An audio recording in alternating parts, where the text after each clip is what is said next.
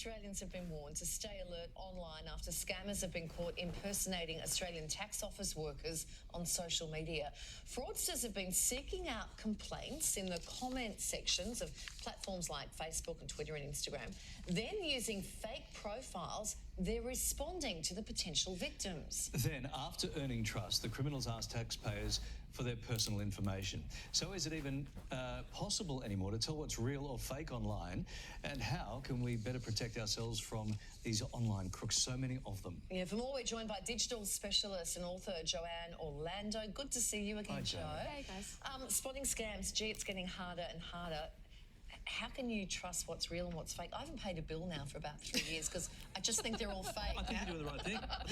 Well, I mean, we can't do that either because we do need to pay bills. I'm going to join you, I think. Yes, so how can we tell what's real and what's not? Well, I'm going around Australia at the moment working with the e-safety commissioner, collecting data about people getting scammed. And I'm finding everyone feels just like you, completely bamboozled. Doesn't matter what age you are, or doesn't matter where you live. It's just these scams are coming at us thick and fast. They've increased by 90% in the last 12 months. And in the last 6 months, we've lost about $500 million already to scams. So what not to trust? So scams come at us mostly via phone calls, messages and emails. So they're the three key things, but they all have something in common. One is there's always an unexpected phone call or an unexpected message. And there's always a sense of urgency. Money's been transferred out of your account. We need your approval right now. So there's that as well. And there's normally an authority attached to it, like the Australian Tax Office or a bank. So those three things are in all the scams. And normally, call a number, click a link. Those three. We've been talking about this for so many years, and I think the main thing is that we always seem to be a step behind them because they're so sophisticated, the scammers, with the technology nowadays.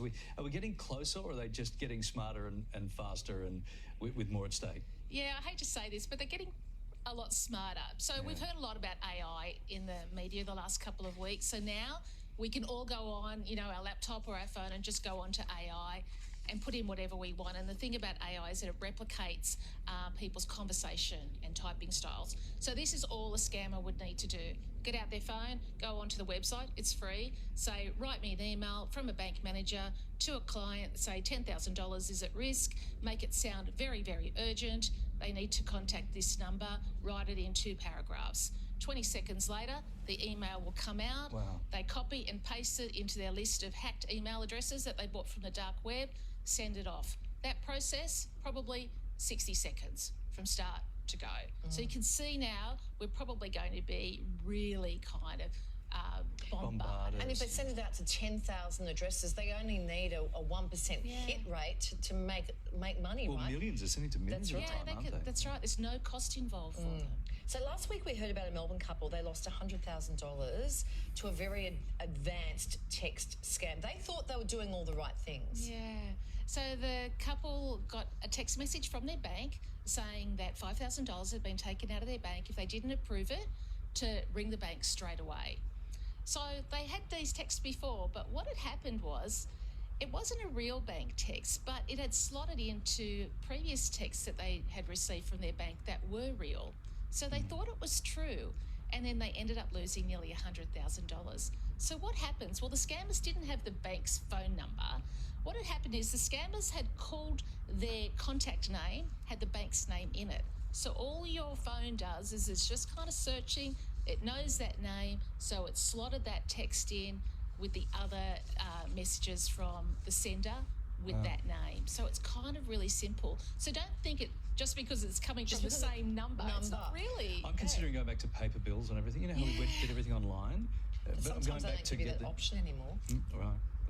How would you know? You never paid them anyway. Now, not just adults falling victim to this online, of course. The school year begins, dangerous times, children jumping on devices, tablets and all sorts of things. What do parents need to remember? Because kids are scrolling and accepting and agreeing to. That's right. So they're not getting the scams from the tax office.